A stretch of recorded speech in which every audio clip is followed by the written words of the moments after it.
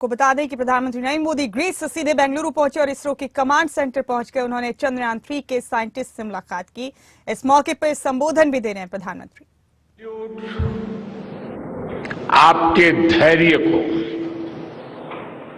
Salute, आपकी लगन को सैल्यूट, आपकी जीवटता को सैल्यूट, आपके जज्बे को। आप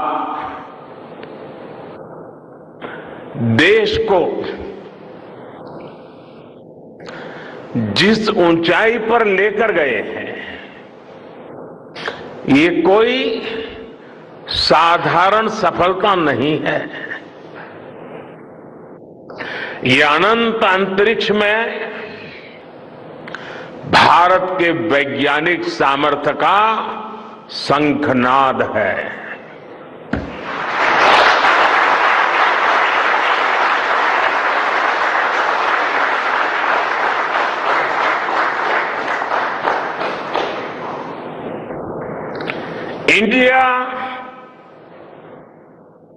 India is on the moon.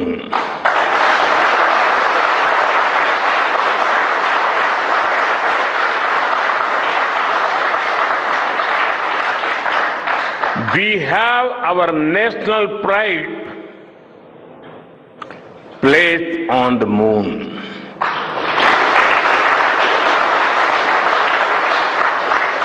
हम वहां पहुंचे जहां कोई नहीं पहुंचा था।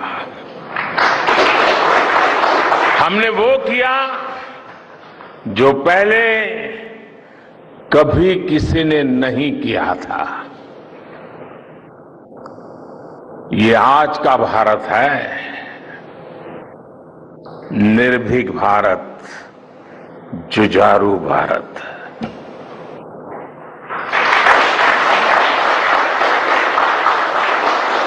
ये वो भारत है जो नया सोचता है, नए तरीके से सोचता है, जो डार्क जोन में जाकर भी दुनिया में रोशनी की किरण फैला देता है।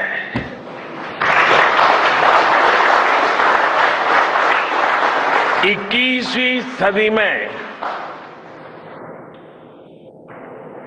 यही भारत दुनिया की बड़ी बड़ी समस्याओं का समाधान करेगा। मेरी आंखों के सामने 23 अगस्त का वो दिन, वो एक एक सेकंड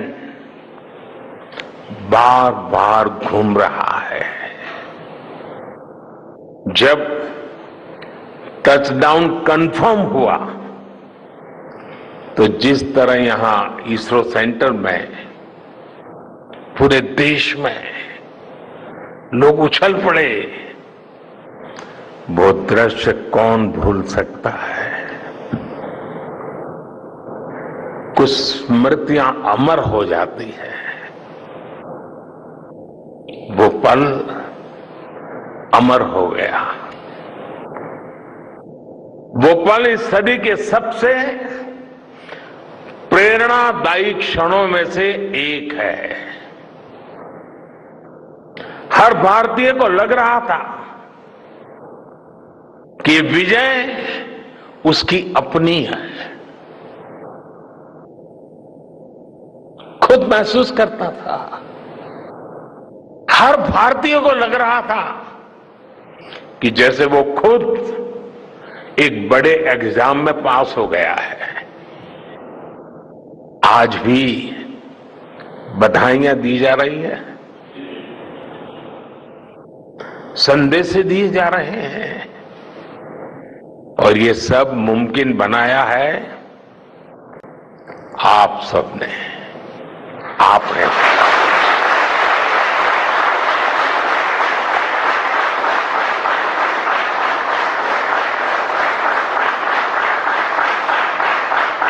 देश के मेरे वैज्ञानिकों ने ये मुमकिन बनाया है। मैं आप सबका जितना गुणगान करूं वो कम है। मैं आपकी जितनी सराहना करूं वो कम है। साथियों, मैंने वो फोटो देखी जिसमें हमारे मून लैंडर ने अंगद की तरह चंद्रमा पर मजबूती से अपना पैर जमाया हुआ है।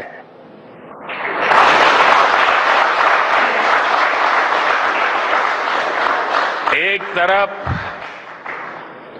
विक्रम का विश्वास है तो दूसरी तरफ प्रज्ञान का पराक्रम है।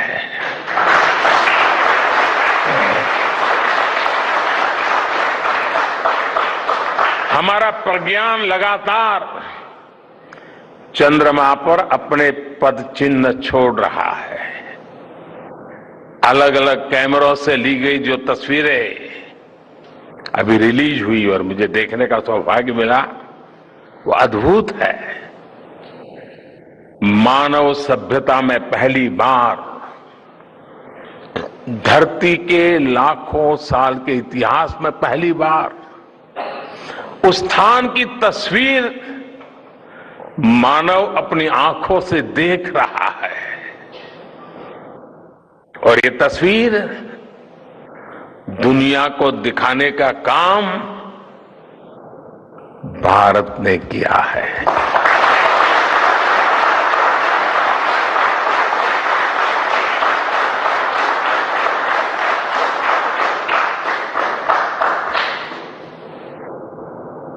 आप सभी वैज्ञानिकों ने किया है। आज पूरी दुनिया भारत की साइंटिफिक स्पिरिट का, हमारी टेक्नोलॉजी का और हमारे साइंटिफिक टेम्परामेंट का लोहा मान चुकी है।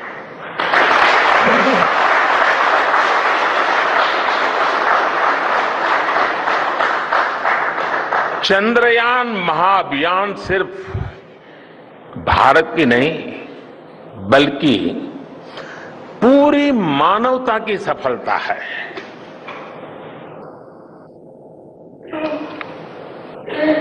हमारा मिशन जिस क्षेत्र को एक्सप्लोर करेगा उससे सभी देशों के लिए मून मिशंस के नए रास्ते खुलेंगे। ये चांद के रहस्य को तो खोलेगा ही, साथ ही धरती की चुनौतियों के समाधान में भी मदद करेगा। आपकी इस सफलता के लिए मैं एक बार फिर सभी वैज्ञानिकों को, टेक्नीशियंस, इंजीनियर्स और चंद्रयान महाअभियान से जुड़े सभी सदस्यों को बधाई देता हूं।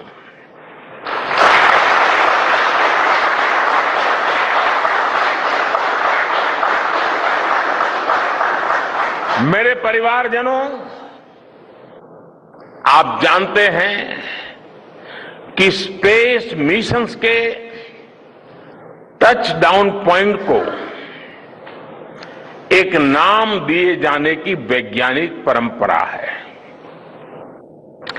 चंद्रमा के जिस हिस्से पर हमारा चंद्रयान उतरा है, भारत ने उस स्थान के भी नामकरण का फैसला लिया है।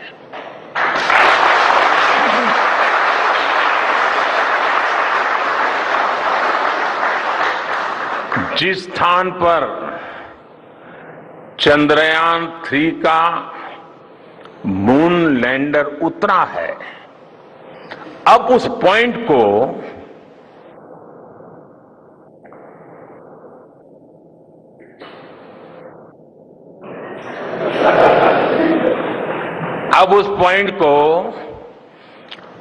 शिव शक्ति के नाम से जाना जाएगा।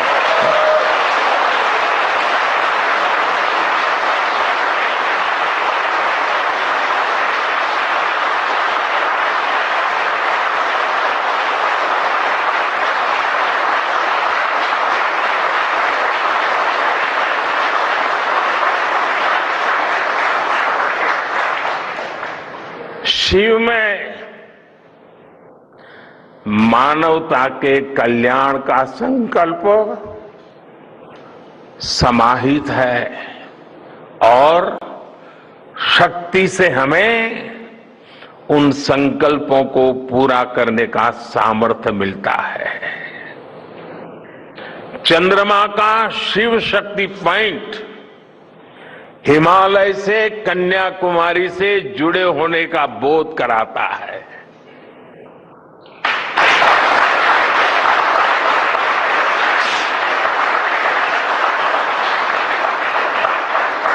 हमारे ऋषियों ने कहा है, येन कर्माण्य पशो मनीषिणो यज्ञे कुण्वन्ति वित्तेषु धीरः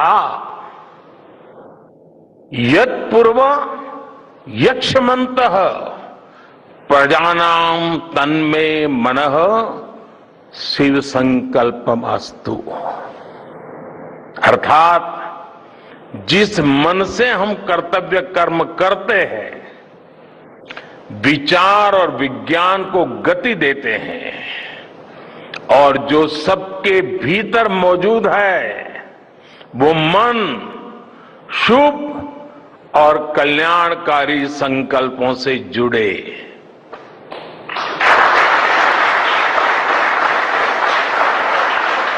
मन के इन शुभ संकल्पों को पूरा करने के लिए शक्ति का आशीर्वाद अनिवार्य है और ये शक्ति हमारी नारी शक्ति है।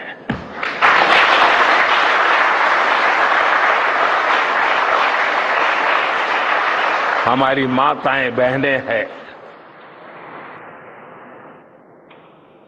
हमारे यहां कहा गया है, सृष्टि स्थिति विनाशानाम शक्ति भूते सनातनी। अर्थात निर्माण से प्रलय तक पूरी सृष्टि का आधार नारी शक्ति ही है।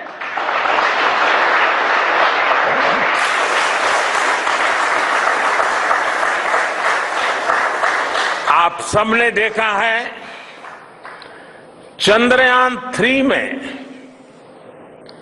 देश ने, हमारी महिला वैज्ञानिकों ने,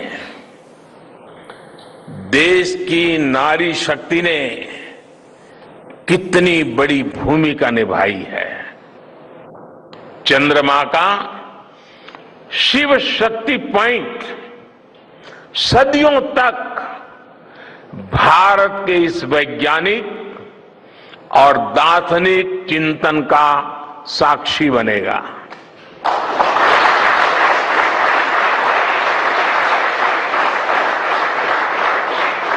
ये शिव शक्ति पॉइंट आने वाली पीढ़ियों को प्रेरणा देगा कि हमें विज्ञान का उपयोग मानवता के कल्याण के लिए ही करना है। मानवता का कल्याण, यही हमारा सुप्रीम कमिटमेंट है। साथियों, एक और नामकरण काफी समय से लंबित है। 4 साल पहले जब चंद्रयान 2 चंद्रमा के पास तक पहुंचा था, जहां उसके पदचिन्ह पड़े थे, तब ये प्रस्ताव था कि उस स्थान का नाम तय किया जाए।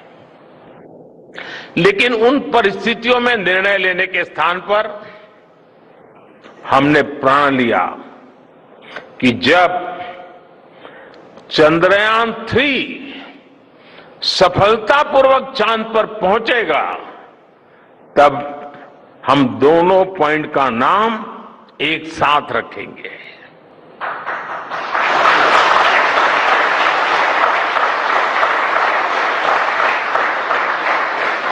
और आज मुझे लगता है कि जब हर घर तिरंगा है, जब हर मन तिरंगा है और चांद पर भी तिरंगा है, तो तिरंगा के सिवाय चंद्रयान 2 से जुड़े उस स्थान को और क्या नाम दिया जा सकता है।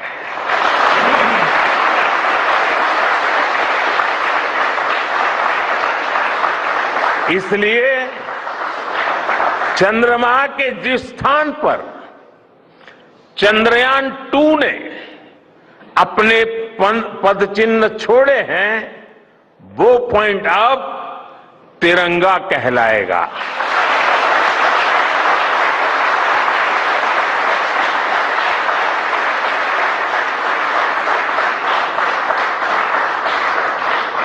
ये तिरंगा पॉइंट भारत के हर प्रयास की प्रेरणा बनेगा। ये तिरंगा पॉइंट हमें सीख देगा कि कोई भी विफलता आखिरी नहीं होती। अगर दृढ़ इच्छा शक्ति हो तो सफलता मिलकर के ही रहती है। यानी मैं फिर दोहरा रहा हूं, चंद्रयान 2 के पद चिन्ह जहां है वो स्थान आज से तिरंगा पॉइंट कहलाएगा। और जहां पर चंद्रयान 3 का मून लैंडर पहुंचा है वो स्थान आज से शिव शक्ति पॉइंट कहलाएगा।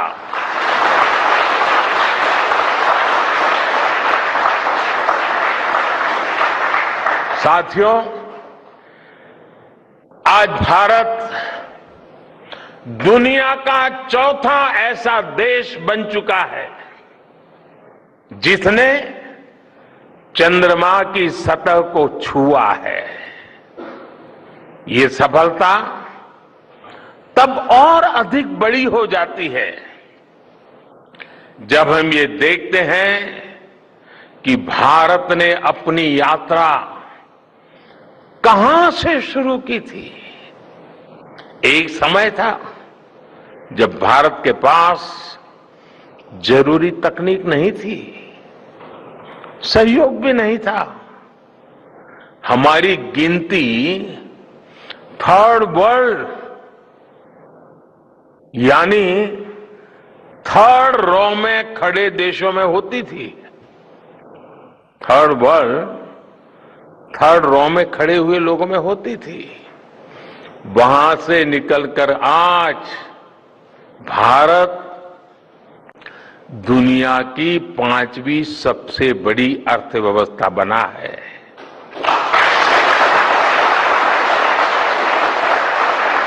आज ट्रेड से लेकर टेक्नोलॉजी तक भारत की गिनती पहली पंक्ति यानी फर्स्ट रो में खड़े देशों में हो रही है। यानी थर्ड रो से फर्स्ट रो तक इस यात्रा में इसरो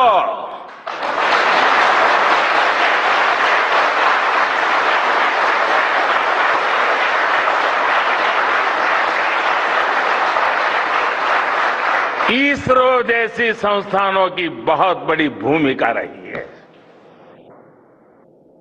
आपने आज मेक इन इंडिया को चांद तक पहुंचा दिया है।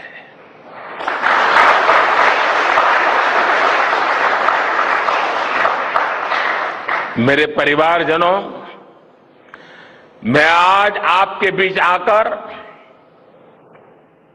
विशेष तौर पर देशवासियों को आपकी मेहनत के बारे में बताना चाहता हूं। जो मैं बातें बता रहा हूं वो आपके लिए नई नहीं है, लेकिन आपने जो किया है, जो साधना की है, वो देशवासियों को भी पता होना चाहिए। भारत के दक्षिण हिस्से से चंद्रमा के दक्षिणी ध्रुव तक चंद्रयान की ये यात्रा आसान नहीं थी। मून लैंडर की सॉफ्ट लैंडिंग सुनिश्चित करने के लिए हमारे वैज्ञानिकों ने इसरो की रिसर्च फैसिलिटी में आर्टिफिशियल मून तक बना डाला। इस आर्टिफिशियल मून पर विक्रम लैंडर को अलग अलग तरीके से सरफेस पर उतारकर उसका टेस्ट किया गया था। अब इतने सारे एग्जाम देकर हमारा मून लैंडर वहां गया है, तो उसे सक्सेस मिलनी ही मिलनी थी।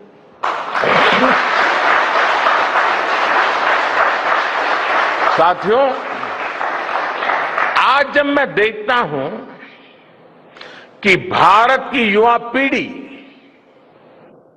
साइंस को लेकर, स्पेस को लेकर, इनोवेशन को लेकर इतनी एनर्जी से भरी हुई है, तो उसके पीछे हमारे ऐसे ही स्पेस मिशंस की सफलता है। मंगलयान की सफलता ने, चंद्रयान की सफलता ने, गगनयान की तैयारी ने देश की युवा पीढ़ी को एक नया मिजाज दे दिया है। आज भारत के छोटे छोटे बच्चों की जुबान पर चंद्रयान का नाम है। आज भारत का हर बच्चा आप वैज्ञानिकों में अपना भविष्य देख रहा है। इसलिए आपकी उपलब्धि सिर्फ ये नहीं है कि आपने चांद पर तिरंगा लहराया, लेकिन आपने एक और बड़ी उपलब्धि हासिल की है, और वो उपलब्धि है भारत की पूरी पीढ़ी को जागृत करने की, उसे नई ऊर्जा देने की।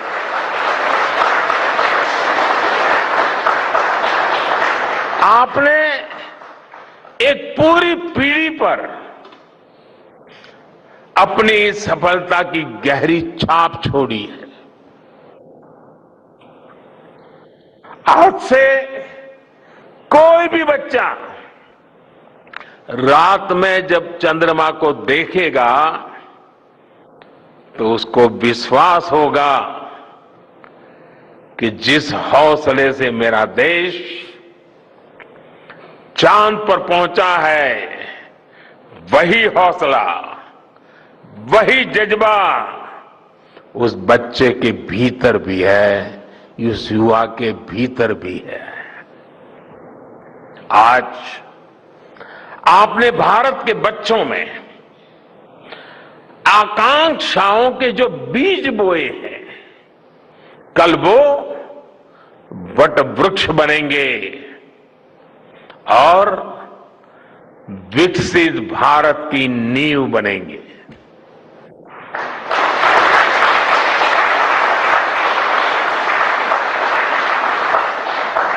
हमारी युवा पीढ़ी को निरंतर प्रेरणा मिलती रहे,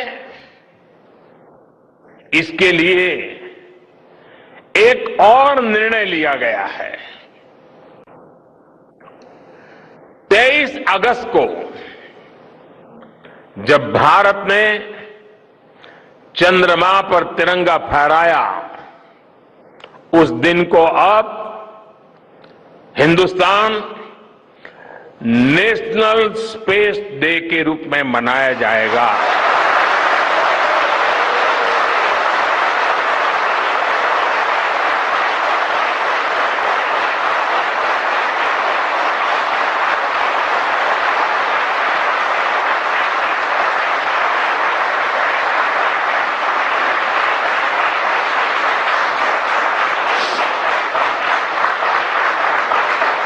जब हर वर्ष national space day science, technology और इनोवेशन की स्पिरिट को सेलिब्रेट करेगा, हमें हमेशा हमेशा के लिए प्रेरित करता रहेगा।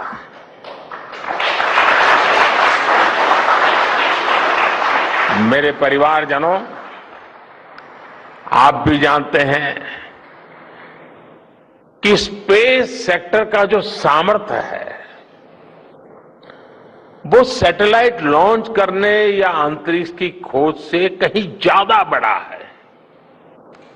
स्पेस सेक्टर की एक बहुत बड़ी ताकत है जो मैं देखता हूं, वो है ईज ऑफ लिविंग और ईज ऑफ गवर्नेंस।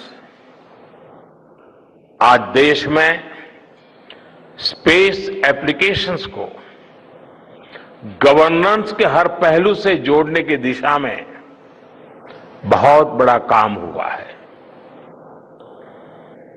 आप लोगों ने जब मुझे प्रधानमंत्री के रूप में काम का दायित्व दिया, तो प्रधानमंत्री बनने के बाद मैंने भारत सरकार के ज्वाइंट सेक्रेटरी लेवल के ऑफिसर्स की स्पेस साइंटिस्ट के साथ एक वर्कशॉप करवाई थी और इसका मकसद ये था कि गवर्नेंस में, शासन व्यवस्था में ट्रांसपेरेंसी लाने में स्पेस सेक्टर की ताकत का ज्यादा से ज्यादा इस्तेमाल कैसे करें। तब किरण जी शायद हम लोगों के साथ काम करते थे। इसी का नतीजा था जब देश ने स्वच्छ भारत अभियान शुरू किया, शौचालयों का निर्माण शुरू किया, करोड़ों घरों को बनाने का अभियान चलाया। तो इन सब के मॉनिटरिंग के लिए, उसकी प्रगति के लिए स्पेस साइंस ने बहुत मदद की। आज देश में दूर दराज के इलाके में एजुकेशन, कम्युनिकेशन और हेल्थ सर्विसेज पहुंचाने में स्पेस सेक्टर की बहुत बड़ी भूमिका है। इन दिनों आजादी के अमृत महोत्सव के निमित्त जो जिले जिले में अमृत सरोवर बन रहे हैं, उसका भी टैगिंग, उसकी भी मॉनिटरिंग स्पेस के द्वारा ही हो रही है। बिना स्पेस टेक्नोलॉजी के हम टेलीमेडिसिन और टेली एजुकेशन की कल्पना तक नहीं कर सकते। स्पेस साइंस ने देश के रिसोर्सेज के ऑप्टिमम यूटिलाइजेशन में भी बहुत मदद की है। हमारे देश के एग्रीकल्चर सेक्टर को ताकत देने में, मौसम का अनुमान लगाने में स्पेस सेक्टर जो मदद करता है वो देश का हर किसान जानता है। आज वो देख लेता है अपने मोबाइल पर अगले सप्ताह मौसम का क्या हाल है। देश के करोड़ों मछुआरों को आज नाविक सिस्टम से जो सटीक जानकारी मिल रही है वो भी आप ही की देन है। आज जब देश में बाढ़ आती है, कोई प्राकृतिक आपदा आती है, भूकंप आता है, तो हालात की गंभीरता का पता लगाने में आप सबसे पहले आगे आते हैं। जब साइक्लोन आता है तो हमारी सैटेलाइट्स उसका सारा रूट बताती हैं, सारी टाइमिंग बताती हैं और लोगों की जान भी बचती है, संपत्ति भी बचती है। और सिर्फ साइक्लोन के कारण जो संपत्ति बचती है ना, उसका अगर जोड़ लगा दें तो आज स्पेस का जो खर्चा है उससे वो ज्यादा हो जाता था।